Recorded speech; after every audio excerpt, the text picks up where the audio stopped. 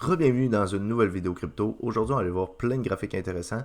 On va tout de suite commencer avec ici Coin 360 qui nous montre là, donc ce que le marché en dit. Donc sur les dernières 24 heures, là, on voit que le marché saigne. Est-ce que c'est bon signe? Oui, évidemment, parce qu'on a monté depuis octobre. Là, on est en montée sans correction. On va aller voir ça tantôt. Là, on a une correction d'environ 10%. Donc est-ce que c'est assez? Je ne sais pas, mais on va aller voir des targets potentiels avec des graphiques hyper intéressants aujourd'hui. On va commencer ici avec le premier graphique. Donc on a ce graphique-là ici qui est sur du 2 mois. Donc chaque bougie c'est sur du 2 mois. Donc c'est sur du très très long terme. On a les deux précédents cycles, là, donc notre top à 69 000 ici, on avait l'autre cycle d'avant avec le top ici, et l'autre cycle d'avant avec le top ici, donc on voit qu'à chaque fois on fait un genre de bottom en U, un bottom en U pour ensuite aller faire un nouveau all-time high, là on est vraiment donc corrélé avec les derniers cycles. On a ce graphique-là en bas là qui nous montre une ligne rouge et une ligne bleue, donc la ligne rouge en bas, la ligne bleue par-dessus. On a toujours la ligne bleue qui passe sous la ligne rouge, donc après le bottom. Et ensuite de ça, on a la ligne rouge qui revient sous la ligne bleue. Et donc, toutes les parties vertes ici, c'est les parties haussières, donc du bull run jusqu'au à la fin du bear market. Donc là, on l'a dans le premier cycle ici, deuxième cycle ici, troisième cycle ici. Et là, on peut voir que dans le dernier cycle, on a eu le croisement qui s'est fait après le bottom aussi. On a eu ensuite de ça la ligne rouge qui est repassée sous la ligne bleue. Et donc, ça nous a montré le prochain. Donc, on a monté jusqu'à 64 000 évidemment avec ça. Et là, on en est où? Donc, on a eu notre ligne rouge qui a croisé avec la ligne bleue. Dans les derniers mois, qui s'est faite après le bottom de novembre 2021. Novembre 2022 si je ne me trompe pas, ouais, exactement. Et ensuite de ça, on a la ligne rouge qui est en train de repasser sous la ligne bleue, donc exactement comme on l'a eu à ces deux fois-là. Et là, on était où? À chaque fois dans ces zones-là, on était environ au 1 tiers entre le bottom et le top. Donc on peut voir qu'ici, on était pratiquement au plus la moitié. On va dire environ entre le 1 tiers et la moitié. Donc du cycle du bottom du bear market jusqu'au top. Et là, on en serait où? Ben, on voit qu'on est quand même près du bottom. Là. Ça ressemble un petit peu plus à ici. Donc au cycle de 2015-2016 qu'au cycle ici où là on était plus à la moitié du cycle, donc entre là et là. Et là ici on voit qu'on était environ un tiers entre là et là. Moi je trouve qu'ici ça ressemble beaucoup plus à ce cycle-là, donc pourquoi pas encore faire le 2 tiers de plus de ce qu'on vient de faire ici. Donc chaque bougie sur 2 mois, il faudrait compter 2 mois, 4 mois, ainsi de suite pour faire plus la moitié ou plus 2 tiers là, environ pour aller voir les targets qui nous mettraient au sommet du prochain bull run. Et d'après moi on arriverait à fin 2025 environ. Et si on vient voir un autre graphique ici, assez intéressant, là les lignes, on a les deux précédents cycles aussi, donc on a 3 cycles ici au total, et on peut voir que les lignes blanches sont placées à la hauteur des dead cat bonds. Là, les dead cat bonds, c'est quand on a un marché baissier qui commence. On vient toujours chuter pour ensuite avoir une remontée, et cette remontée-là s'appelle le dead cat bounce. Elle fait un petit peu FOMO les investisseurs qui se disent bon on va aller chercher des plus hauts, c'était juste une correction, la baisse qu'on a eue, ça remonte, et ensuite de ça on a une grosse correction, donc on peut voir bull market, on a une correction ici, et là ça remonte, et là les gens disent bon on est reparti pour des plus hauts, donc on est recherché plus haut, et boum on vient rechercher plus bas, et donc ça confirme la tendance baissière.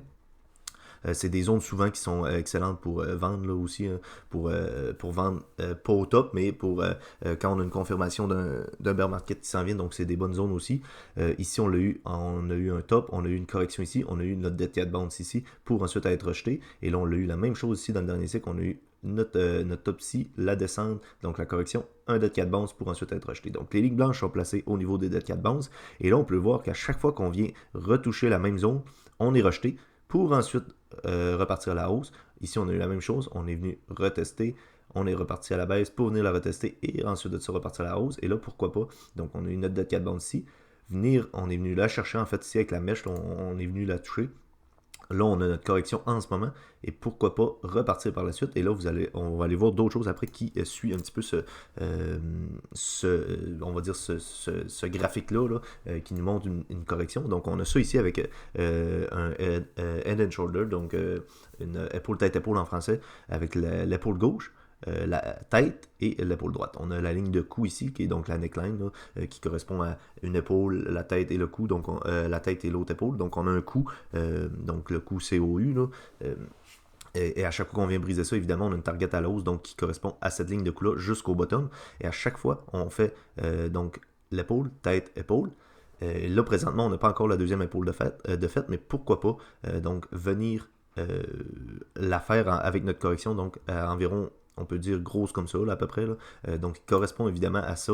Donc, on peut voir ici, on avait épaule, tête, épaule. Ici, on avait eu épaule, tête, épaule, et là, pourquoi pas faire la même chose, donc épaule, tête, épaule, et pour ensuite briser à la hausse, ce qui correspondrait vraiment aux deux derniers cycles. Moi, c'est vraiment ce que j'envisage le plus, là. Donc, évidemment, on était à environ 10% de baisse, comme je l'ai dit, mais selon moi, on peut aller chercher les targets comme sur ce graphique-là. Donc là, on avait un triangle ici, donc c'est un graphique en 4 heures, on est venu briser à la baisse, et là, on peut voir qu'on a une target de ce triangle-là au niveau des 38 000 environ. Là. Donc pourquoi pas venir chercher ça, ce qui correspondrait à ce graphique-là au niveau des 38 000, donc environ ici. Donc pourquoi pas venir chercher au niveau de ces bougies-là à peu près. Là. Donc avoir un support ici et réintégrer ça par la suite, donc sur plusieurs mois. Et on sera environ à avril 2024. Et donc pour ceux qui le savent, on a le halving qui s'en vient en avril 2024. Donc, pour niveau time frame, tout correspondrait vraiment. Donc, ça, c'est hyper intéressant à voir. Et là, pour finir, je vais vous montrer des graphiques, évidemment. Le TH par rapport au BTC, la BTC dominance et le Total 3. Puis, on va aller voir ensuite le graphique du Bitcoin. Là. Donc, si on est capable d'avoir accès à l'ETH, je ne pense pas. Oui, on l'a. Donc là, je vous avais tracé dans les dernières vidéos. Donc, les targets Fibonacci, évidemment, du top qu'on avait fait à 4800 jusqu'au bottom à 800 ici. Donc là, on avait nos targets au niveau des 0,382 qu'on est venu toucher parfaitement ici. On a une rejection et là, on vient s'appuyer sur le support qu'on a ici au niveau des 2100$. Donc, on a eu plusieurs fois, là, on peut voir qu'on avait eu ici en tant que support, en tant que support encore, en tant que ici support, mais on est venu le briser. Ensuite de ça, on est venu faire plusieurs touches dessus en tant que résistance, et là, on l'a brisé. On est venu chercher les 0,382, on le reteste en tant que support. Donc, ça, c'est hyper bullish pour l'Ethereum. Selon moi, on va avoir une surperformance de l'Ethereum. Je vous en avais parlé dans la dernière vidéo. On a l'Ethereum qui a beaucoup de retard par rapport au Bitcoin parce que le Bitcoin est déjà au niveau de ses 0.5 si on regarde son Fibonacci à lui, et donc ça correspondrait à un ETH à 2864$. Donc on a un retard de l'ETH de beaucoup quand même, là, de plus de 10% par rapport au Bitcoin. Donc pourquoi pas venir faire les 382, venir retester et ensuite venir chercher donc les 2800, ce qui pourrait être assez intéressant évidemment par rapport à l'Ethereum. Si on regarde l'ETH face au BTC, donc ce graphique-là, si on y a accès évidemment, l'ETH BTC qui nous montre la corrélation entre l'ETH et le BTC. Donc quand le graphique descend, on a une surperformance du Bitcoin par rapport à l'ETH, et lorsqu'on a des gros bougies vertes, c'est donc l'ETH qui surperforme le Bitcoin. Et là, qu'est-ce qu'on voit ici? Donc on avait le gros triangle bleu que je vous avais déjà montré, là, qui dure depuis très très longtemps. Et là, on va pouvoir enlever le W que j'avais tracé ici parce que, évidemment, ça ne s'est pas produit. Mais donc, c'était un scénario que j'envisageais. Peut-être qu'il va se produire quand même. Là, on va attendre de voir ça. On va l'enlever. Donc, on peut voir que cette zone-là en bleu nous tient en tant que support depuis très très longtemps. Là. On va reculer ici. Et vous allez voir, là, on peut voir qu'on a fait plusieurs touches dessus. Là, ici, ici. Et là, on est pratiquement sur cette zone de support-là depuis quelques semaines. Et là, qu'est-ce qu'on voit? On a eu notre clôture la semaine dernière, donc c'est quand même bullish parce que là, oui, on est en dessous, mais on a eu notre clôture qui est par-dessus cette ligne-là, donc sur ce support-là. Et donc, on n'a pas clôturé en dessous de ça. On va encore continuer de regarder ça semaine en semaine, voir les clôtures. Évidemment, si on clôture en dessous, ça peut être une déviation aussi. Une déviation, c'est lorsqu'on fait peur aux investisseurs, on clôture en dessous de ça, tout le monde vend et les grosses baleines rachètent pour intégrer, et donc ils ont des prix plus bas, évidemment. Si on vient voir la BTC dominance ici, là, je sais pas pourquoi mon TradingView bug autant aujourd'hui. Normalement, ça bug pas autant que ça. Là. Donc là, si on a accès à ça et à ça, ça serait intéressant. Il me reste 3 graphiques à vous montrer. Donc là, on commencerait avec la BTC dominance. Là, parce que selon moi, la BTC dominance est quand même bullish pour le reste des altcoins. Évidemment, la BTC dominance est bearish. Donc si vous comprenez la BTC dominance qui est bearish, ça veut dire que c'est pas nécessairement positif pour le reste du marché, mais en général, lorsque le Bitcoin stagne ou fait une zone de range et la BTC dominante chute, ben c'est les altcoins et l'ETH, évidemment, qui est compris dans ces altcoins-là, qui profitent du marché. Donc là, on peut voir, je vous avais parlé la semaine dernière aussi de cette bougie-là qui était hyper intéressante. C'est un genre de marteau là, où on était venu plus haut que cette zone de résistance-là. Et donc, on a fait peur aux gens et on a réintégré ça. Donc, on a clôturé en dessous de ça niveau weekly. Et là, on est en train de faire des bougies, évidemment, dessus. Là. Pourquoi pas venir la retester en tant que résistance encore une fois. Et donc, on l'avait testé ici évidemment, là, mais pourquoi pas la retester encore une deuxième fois, puis ensuite de ça être rejeté. Ce qui correspondrait à une chute du Bitcoin comme on l'a vu un petit peu au début. On aurait évidemment les altcoins qui feraient des légères corrections encore un petit peu plus aussi, mais pourquoi pas voir justement l'ETH et les altcoins surperformer le Bitcoin par la suite. Et donc, pourquoi pas avoir une dominance du Bitcoin avec la chute qu'on a vue sur les graphiques. Donc, on aurait le Bitcoin qui chuterait. Et là, évidemment, les altcoins chuteraient plus encore, donc la BTC dominance augmenterait, qui viendrait retester le support, parce que si les altcoins chutent plus que le Bitcoin, c'est la BTC dominance qui augmente, et là on viendrait toucher le support pour ensuite être rejeté, et là on aurait une surperformance des altcoins par rapport au Bitcoin. Ici, on vient voir le Total 3. Le Total 3 qui est selon moi le graphique le plus intéressant. Là. On avait cette grosse zone de range là qui a duré pendant longtemps. Là. Rappelez-vous la zone de la zone de d'accumulation que je vous avais montré par rapport à Chainlink qui avait duré 525 jours. Et on est venu briser. Puis lorsqu'on est sorti de la zone d'accumulation du Chainlink, on a fait un x2 là, depuis ce temps-là. Là, on est à 560 jours de zone d'accumulation par rapport au Total Market et qui exclut uniquement BTC ETH. Donc toutes les altcoins sauf BTC ETH. Et là, on est venu briser cette zone-là. On est venu la retester. On a clôturé la semaine dernière en dehors de cette zone d'accumulation-là. Donc hyper bullish ça. Mais il faut faire attention parce que ça peut quand même être une déviation, comme je l'ai expliqué tantôt. On clôture à l'extérieur, on fait faux mot des gens et ensuite on réintègre pour venir chercher des plus bas, ce qui me surprendrait quand même. Là. Mais on peut quand même voir une diminution, comme je l'ai parlé avant avec l'autre graphique, d'une diminution des altcoins par rapport au BTC.